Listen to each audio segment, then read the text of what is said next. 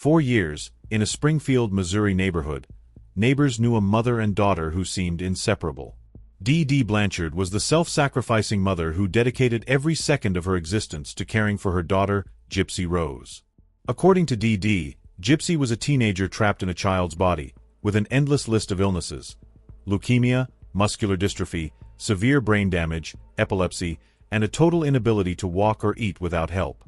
To the community, they were a symbol of perseverance. They received donations from the Habitat for Humanity Foundation, free trips to Disney World, and the admiration of strangers who saw them as a life lesson. But it was all a facade. On June 14, 2015, that glass reality shattered when police found Dee Dee Blanchard's body stabbed in her own bed.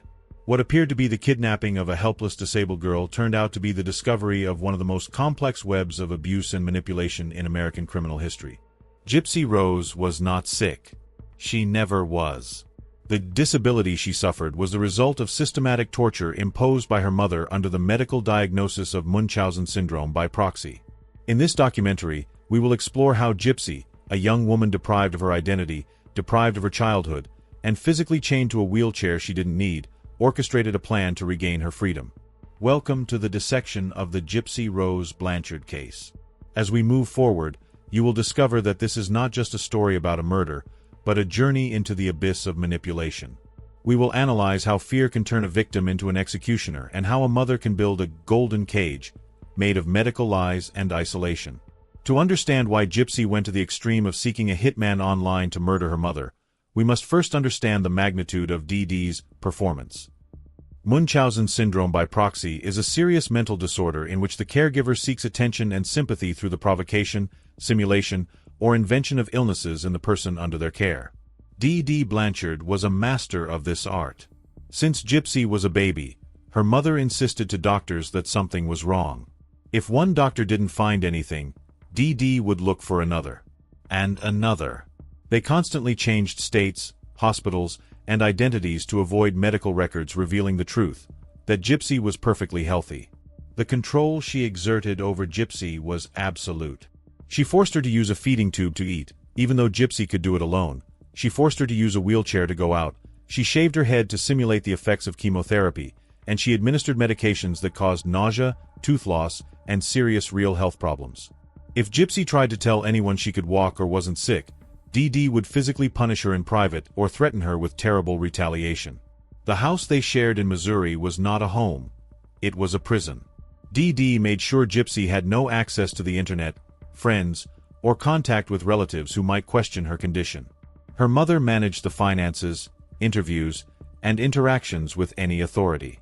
Gypsy lived in a state of constant fear, believing her mother was her only source of survival, but at the same time feeling that this survival was, in reality, a slow process of dehumanization. Understanding the level of control Dee Dee exerted over Gypsy is essential to understanding how violence eventually appeared as a possible exit. It is not a hate crime. It is a crime of salvation. The audience must understand that, for Gypsy, the world outside her home was an abstract concept and that the only obstacle between her and real life was her own mother. The invention of a life not only destroyed Gypsy's health but created an emotional void that would eventually be filled with desperation. Dee Dee Blanchard's control over Gypsy's life seemed airtight, but even the most rigid systems have small cracks. As Gypsy entered adolescence, the desire for curiosity, belonging, and understanding who she was beyond her medical file became unbearable. Dee Dee had managed to isolate her from the physical world, but she couldn't prevent the digital world from leaking through a screen. Gypsy managed to obtain a secret computer, hidden away from her mother's inquisitive gaze. It was in internet forums, far from the scrutiny of doctors and neighbors, where Gypsy began to build a parallel identity. The internet was her window to the outside world, and with it came the discovery of freedom. In these digital spaces, Gypsy was not mommy's sick little girl. She was simply Gypsy. In 2012, while browsing dating sites, Gypsy met Nicholas Godejohn. Nick was not an ordinary user. He was a young man with his own mental challenges and an intense fixation on the world of dark fantasies and fictional characters. For Gypsy, Nick represented the first person who treated her as an equal. He didn't see her through the prism of pity or her alleged illnesses. The relationship began as a passionate digital correspondence. They exchanged text messages, emails, and voice calls where Gypsy, for the first time in her life, could express her desire to be free. She began to verbalize the suffering she lived at home, and Nick, in his world of instability, began to adopt the role of her knight in shining armor. It was in this exchange that the fantasy of murder began to take shape. It wasn't born as a cold, calculating idea, but as a desperate exit to a dead end. Gypsy knew she couldn't escape alone. Her mother would make sure to find her, invent another illness, or use her influence to invalidate any word Gypsy said. Therefore, Nick went from being a fantasy of escape to a tool for liberation. The correspondence became darker, focused on how to eliminate the obstacle that prevented her happiness. Dee Dee. The relationship between Gypsy and Nicholas completely changed the power dynamic that had defined her life up to that moment. Gypsy was not just breaking her mother's rules, she was creating a new system of control in which she finally had a voice.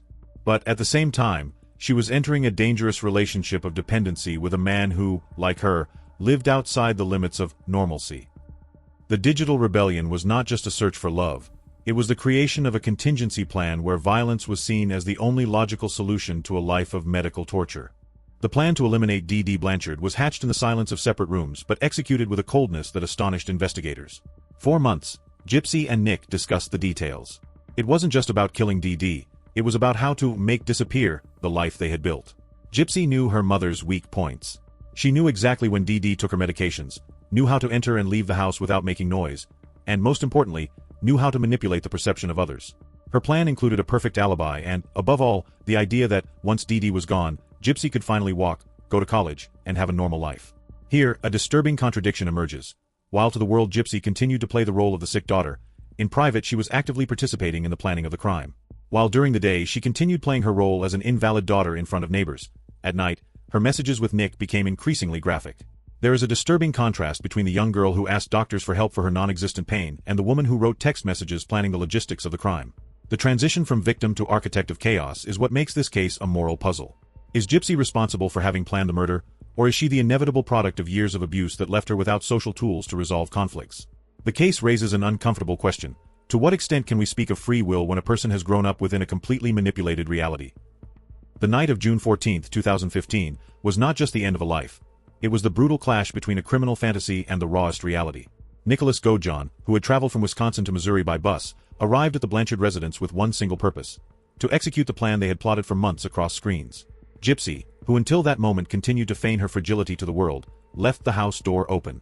The scene was surreal. A mother slept peacefully, oblivious to the fact that her daughter, whom she had kept under absolute control for 23 years, was letting a stranger in to take her life. Nick, armed with a knife they had bought months earlier, entered Dee Dee's room. The act itself was brief and frantic. While Nick committed the murder, Gypsy hid in the bathroom, covering her ears. To her, the sound was not that of a death, but that of the demolition of her prison. After the event, the two tried to clean up the traces, but their criminal inexperience was evident. Gypsy, who had never had to move on her own, had to face the reality of logistics. How to flee, what to take, and how to explain her mother's absence without raising immediate suspicions.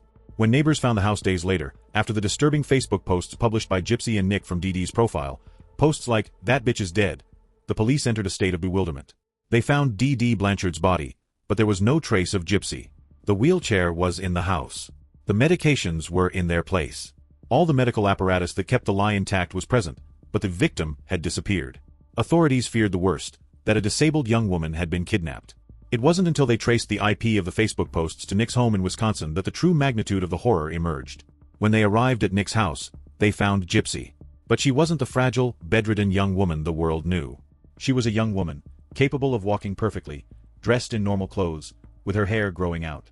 The image of Gypsy walking toward the patrol car became the photo that literally changed the criminal history of Missouri. The trial of Gypsy Rose Blanchard and Nicholas Godejohn was one of the most divisive moments in the United States judicial system.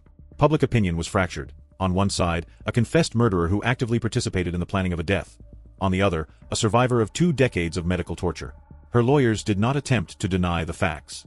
They focused on presenting Gypsy as a victim of extreme abuse, demonstrating that her judgment was completely altered by unnecessary medication, isolation, and the brainwashing her mother had exercised over her since birth. Gypsy's story became a fierce criticism of the medical system. How was it possible that no professional detected that she wasn't sick? Gypsy was sentenced to 10 years in prison after pleading guilty to second-degree murder, while Nicholas Godejohn was sentenced to life in prison without the possibility of parole. This disparity in sentencing generated a national debate. Was it fair for Nick to bear the full weight of the execution, while Gypsy got out of prison much sooner? Many argued that without Gypsy's manipulative influence, Nick, who had a history of mental health issues, would never have committed the crime. The social impact of this case has been profound. Gypsy became a pop culture icon, starring in documentaries and being the subject of hundreds of psychological analyses. However, behind the fame, a bitter reality remains: trauma. Gypsy's freedom, achieved after her mother's murder, is a freedom that bears the indelible mark of a crime that will always be part of her biography. The Gypsy Rose Blanchard case has left an indelible mark on criminology. It forces us to scrutinize the relationships between caregivers and patients, and to question the blind authority we often grant to parental figures. The tragedy of Dee Dee Blanchard and Gypsy is the most extreme reminder that abuse doesn't always leave visible bruises. Sometimes, it leaves marks on the mind that can only be erased with drastic decisions. Upon closing this documentary, we face an uncomfortable truth. Sometimes, the legal system is not capable of offering justice, but simply managing the consequences of a human tragedy that began long before a knife was ever brandished. Gypsy's story is, ultimately, a warning about the danger of allowing abuse to hide behind the mask of goodwill. I'm John Crime. Subscribe to my channel for more stories. Until the next video.